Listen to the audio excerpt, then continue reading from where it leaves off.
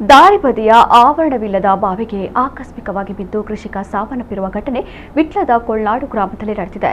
ಸಾಲತ್ತೂರು ಕೋಡಿ ನಿವಾಸಿ 70 ವರ್ಷದ ಕೃಷ್ಣಪ್ಪ ಪೂಜಾರಿ ಮೃತಪಟ್ಟವರು. ಮಂಗಳವಾರ ಸಂಜೆ ಎಂದಿನಂತೆ ಸಾಲತ್ತೂರು ಪೇಟೆಗೆ ಹೋಗಿ ಹಿಂದಿರುಗಿ ಬರುವಾಗ ರಾತ್ರಿಯಾಗಿದ್ದು ಆಯತಪ್ಪಿ ಬಾವಿಗೆ ಜಾರಿ ಬಿದ್ದು ಪ್ರಾಣ ಕಳೆದುಕೊಂಡಿದ್ದಾರೆ. ತೋಟದ ಮಾಲೀಕನಿಗೆ ತಡೆಬೇಲಿ ನಿರ್ಮಿಸಲು ಗ್ರಾಮ ಪಂಚಾಯತ್ ಅಧಿಕಾರಿಗಳು ತಕ್ಷಣ ನೋಟಿಸ್ ನೀಡಿ ಎಚ್ಚರಿಸದೇ ಇದ್ದಲ್ಲಿ ನಿತ್ಯ ಸಂಚಾರಿಗಳಿಗೆ ಅಪಾಯ ಕಟ್ಟಿಟ್ಟ ಬುತ್ತಿ ಎಂಬುದು ಗ್ರಾಮಸ್ಥರ ಅಳಲಾಗಿದೆ.